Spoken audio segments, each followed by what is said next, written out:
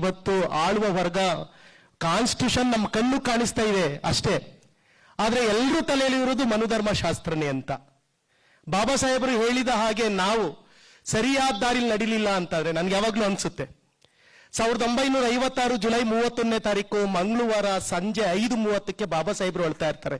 ನಮ್ಮ ರುದ್ರ ಪುನೀತ್ ಸರ್ ಹೇಳಿದ್ರು, ಅಳ್ತಾ ಇರ್ತಾರೆ ಬಾಬಾ ಸಾಹೇಬರು. ಯಾಕೆ ಅಳ್ತಾ ಇರ್ತಾರೆ ಬಾಬಾ ಸಾಹೇಬರು ಅಂತ ಅಂದ್ರೆ, ಅಷ್ಟೊತ್ತಾಗ್ಲೇ ಅವ್ರಿಗೆ ಅನ್ಸುತ್ತೆ ನನ್ನ ತಲೆ ಇದೆಯಲ್ಲ ಅದು ಫಸ್ಟ್ ಕ್ಲಾಸ್ ಅಲ್ಲಿ ಇದೆ, ಬಾಡಿ ಬಂದು 4th ಕ್ಲಾಸ್ ಅಲ್ಲಿ ಇದೆ ಅನ್ಸುತ್ತೆ. ಅವ್ರಿಗನ್ಸಿರುತ್ತೆ ನನ್ನ ಜೀವಿತಾವಧಿ ಒಳಗಡೆ ನನ್ನ ಜನ ಅಂತ ಅಂದ್ರೆ ಕೇವಲ SC ST ಮಾತ್ರ ಅಲ್ಲ, ನನ್ನ ಜನ ಅಂತಾರೆ ಒಟ್ಟು ಈ ದೇಶದ ಒಳಗಡೆ ಶೋಷಣೆಗೆ ಯಾರು ಒಳಗಾಗಿದ್ದಾರೋ ಅವ್ರು ನನ್ನ ಜನ ಅಂತ. ಲಿಂಗಾಯತರು ತಾವಿಂದ ಹಿಡಿದು ಒಕ್ಲುಗ್ರು, ಅಗಸರು, ಬೆಸರು, ಕುರುಬ್ರು, ಕುಂಬಾರರು, ಮಡಿವಾಳರು, ವಲ್ಲಮಾದಿಗರು ತನಕ ನನ್ನ ಜನ ಅಂತ ಕರೆದಂತ ಇಡೀ ಇಂಡಿಯಾದ ಯಾವ್ದಾದ್ರು ರಾಷ್ಟ್ರೀಯ ಹೋರಾಟಗಾರ, ಸ್ವತಂತ್ರ ಹೋರಾಟಗಾರ, ರಾಷ್ಟ್ರವಾದಿ ಇದ್ರೆ ಅದು ಅಂಬೇಡ್ಕರ್ ಮಾತ್ರ. ಇಂಥ ಬಾಬಾ ಸಾಹೇಬ್ ಅಂಬೇಡ್ಕರ್ 1956 ಜುಲೈ 31 ಮಂಗಳವಾರ ಸಂಜೆ 5:30ಕ್ಕೆ ಟೇಬಲ್ ಮೇಲೆ ತಲೆ ಹಾಕೊಂಡು ಡೆಲ್ಲಿಯ ಅಲಿಪುರ್ ರಸ್ತೆಯ ನಂಬರ್ 26ನೇ ಮನೇಲಿ ಅಳ್ತಾ ಇರ್ತಾರೆ.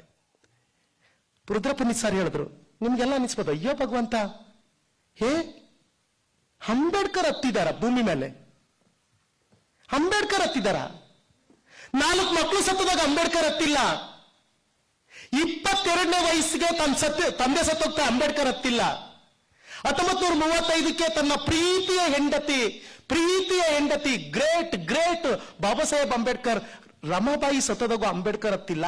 ಬಟ್ 56 ಯಾಕೆ ಹತ್ತರು ಅಂದ್ರೆ, ಅಂಬೇಡ್ಕರ್ ಹೇಳ್ತಾರೆ, ನನ್ನ ಸ್ಟೂಡೆಂಟ್ಗಳು ಇದ್ದಾರಲ್ಲ, ಒಟ್ಟು ನನ್ನ 65 ವರ್ಷಗಳ ಹೋರಾಟದಲ್ಲಿ ಕೇವಲ 3 ಜನಗಳು ಮಾತ್ರ ಸವಲತ್ತು ಪಡ್ಕೊಂಡ್ರು. ಒಂದು ರಾಜಕಾರಣಿಗಳು.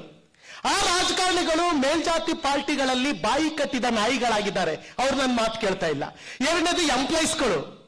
ಆ ಎಂಪ್ಲಾಯ್ಸ್ಗಳು ಏನ್ ಮಾಡ್ತಾ ಇದ್ದಾರೆ ಅಂತ ಅಂದ್ರೆ 5 ಗಂಟೆ ತನಕ ನೌಕರಿ ಮಾಡ್ತಾರೆ, 5 ಗಂಟೆ ಆದ್ಮೇಲೆ ಸಂಸಾರದೊಳಗೆ ಸ್ವಾರ್ಥಿಗಳಾಗಿದ್ದಾರೆ. ಮೂರನೇದು ನನ್ನ ವಿದ್ಯಾರ್ಥಿಗಳು, ಇಲ್ಲಿ ಸೇರಿದೀವಲ್ಲ ನನ್ನನ್ನು ಒಳಗೊಂಡಂತೆ, ನನ್ನ ವಿದ್ಯಾರ್ಥಿಗಳು ಕೇವಲ ನನ್ನ ಕಾರಣಕ್ಕೋಸ್ಕರ ಅವರು ವಿದ್ಯಾರ್ಥಿಗಳಾಗಿದ್ದಾರೆ. ಹಿಂದೆ ನಾನು ಓದಿದ್ರೆ ನಾಲಿಗೆ ಕತ್ತರಿಸ್ತಿದ್ರು, ಏಕಲವ್ಯನಿಗೆ ನಾಲಿಗೆ ಕತ್ತರಿಸ್ಲಿಲ್ವಾ? ಶಂಭುಕನಿಗೆ ಖಡ್ಗ ತಗೊಂಡು ತಲೆ ಕತ್ತರಿಸ್ಲಿಲ್ವಾ?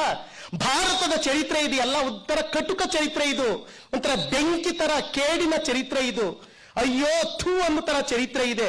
ಇಂಥ ಚರಿತ್ರೆ ಒಳಗಡೆ ಬಾಬಾ ಸಾಹೇಬ್ ಅಂಬೇಡ್ಕರ್ ಕಾರಣಕ್ಕೋಸ್ಕರ ನಮ್ಮಪ್ಪ ಜೀತ್ಗಾರ ರೀ, ರಾಮದಾಸಯ್ಯ ಅಂತ ಚನ್ನಪಣ್ಣ ತಾಲೂಕಿನ ದೇವರ ಹೊಸ ಹಳ್ಳಿ, ಒಬ್ಬ ಜೀತ್ಗಾರರು ಮಗ ಯೂನಿವರ್ಸಿಟಿಗೆ ಬಂದು PhD ತಕೊಂಡು ಡಾಕ್ಟರೇಟ್ ಆಗ್ತೀನಿ ಅಂತ ಅಂದ್ರೆ ಅಂಬೇಡ್ಕರ್ ಹೇಳ್ತಾರೆ, ನನ್ನ ವಿದ್ಯಾರ್ಥಿಗಳು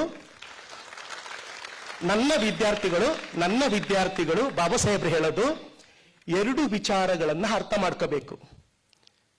ನನ್ನ ವಿದ್ಯಾರ್ಥಿ ಗೆಳೆಯರಿಗೆ ಹೇಳ್ತಾ ಇರೋದು ಅಂಬೇಡ್ಕರ್ ಹೇಳಿರೋ ಮಾತು. ಏನು 2 ವಿಚಾರಗಳನ್ನ ಅರ್ಥ ಮಾಡ್ಕೋಬೇಕು ಅಂತ ಅಂಬೇಡ್ಕರ್ ಹೇಳಿದ್ದಾರೆ ಅಂತ ಅಂದ್ರೆ, ಮೊದಲನೇದಾಗಿ ನಿಮ್ಮ ಓದಿದೆಯಲ್ಲ, ಆ ಓದು ಇಡೀ ಜಗತ್ತೇ ಬೆರಗಾಗುವಂತೆ ಓದ್ಬೇಕು. ಅಂಬೇಡ್ಕರ್ ಹೇಳೋ ಮಾತು. ಒಂದು ದಿನಕ್ಕೆ ಬಾಬಾ ಸಾಹೇಬ್ ಅಂಬೇಡ್ಕರ್ ತಾವೇ ಹೇಳ್ಕೊಳ್ತಾರೆ, 19 ಗಂಟೆ ಓದ್ತಿದ್ರು. ಓದು ಜಗವೇ ಬೆರಗಾಗುವಂತೆ ಓದು, ಜಗವೇ ಬಂದು ನಿನ್ನ ಅಪ್ಪಿಕೊಳ್ಳುವಂತೆ ಓದು ಅಂತ ಓದೋದ್ರಲ್ಲಿ ಇಡೀ ವಿಶ್ವಕ್ಕೆ ಚಾಲೆಂಜ್ ಮಾಡಿದವರು, ತೊಡೆ ತಟ್ಟದವರು, ತನ್ನ ನಾಲೆಡ್ಜ್ ಅನ್ನ ವಿಸ್ತರಿಸಿದವರು ಅಪ್ಪಾಜಿ ಬಾಬಾ ಸಾಹೇಬರು. ಅಂಬೇಡ್ಕರ್ ಹೇಳ್ತಾರೆ, ಮೊದಲನೇದು ಓದಿ ಅಂತ. ಓದತ್ರೊಳಗಡೆ ಯಾರತ್ರ ರಾಜಿ ಮಾಡ್ಕೋಬೇಡಿ ನೀವು. ಇನ್ನೊಂದು ಪದ ಬಳಸ್ತಾರೆ, ಓದಿನ ಜೊತೆಗೆ ತಾನು ಹುಟ್ಟಿ ಬಂದ ಸಮಾಜ ಕಕ್ಕಟ ಕತ್ತಲೆಯ ಈ ಕರ್ಮೋಡದ ಕತ್ಲೆ ಒಳಗಡೆ ಇದೆ. ನಿನ್ನ ನಾಲೆಡ್ಜ್ ಅನ್ನುವಂತ ಬೆಳಕನ್ನ ಕತ್ತಲಲ್ಲಿ ಇರ್ತಕ್ಕಂಥ ನಿಮ್ಮೂರಿಗೆ ಬೆಳಕು ಕೊಡಿ ಅಂತ. ನಿನ್ನ ನಾಲೆಡ್ಜ್ ಬೆಳಕು, ಈ ಬೆಳಕು ತಗೊಂಡೋಗಿ ನಿಮ್ಮ ಊರಿನ ಕತ್ತಲೆಗಳಿಗೆ ತುಂಬಿ ಅಲ್ಲಿ ಬೆಳಕು ಮಾಡಿ ಅಂತ. ನಿನ್ನ ಓದಿನ ಜೊತೆಗೆ ನಿನ್ನ ಸಮುದಾಯವನ್ನು ಕೂಡ ಕಟ್ಟುವಂತ ಬಾಬಾ ಸಾಹೇಬ್ ಅಂಬೇಡ್ಕರ್ ಅವ್ರು ಬದುಕಿದಿತ್ತು ಪುಟಾಣಿ ಇರಿ, ಚಿಕ್ಕ ಏಜ್. ಅಂಬೇಡ್ಕರ್ ಏಜ್ ಅವ್ರು ಯಾರ್ಯಾರಿದ್ದಾರೆ ಎಲ್ಲರೂ ತೆಗಿರಿ, 110 ವರ್ಷ, 108 ವರ್ಷ, 100 ವರ್ಷ, 90 ವರ್ಷ, 95 ವರ್ಷ. ಬಾಬಾ ಸಾಹೇಬ್ರು ಚಿಕ್ಕ ಏಜಲ್ಲಿ ಸತ್ತಾಗ್ಬಿಟ್ರು. ಯಾರಿಗೋಸ್ಕರ ಸತ್ರು? ಇಲ್ಲಿ ಟೋಪಿ ಹಾಕ ಕೂತಿದೀವಲ್ಲ ನಾವು, ಹಾಸ್ಟೆಲ್ ಊಟ ಮಾಡ್ತಾ ಇದೀವಲ್ಲ, ಬಟನ್ ಒತ್ತಿದ ತಕ್ಷಣ ಫ್ಯಾನ್, ಬಟನ್ ಒತ್ತಿದ ತಕ್ಷಣ ಊಟ ತಟ್ಟೆ. ನೋಡಿ, ನನ್ನ ಊಟವನ್ನ ನಮ್ಮ ಊರಿನ ಶಾನ್ಭೋಗ್ರು ಮನೆ ಡಿಸೈಡ್ ಮಾಡ್ತಿತ್ತು. ನನ್ನ ಊಟನ.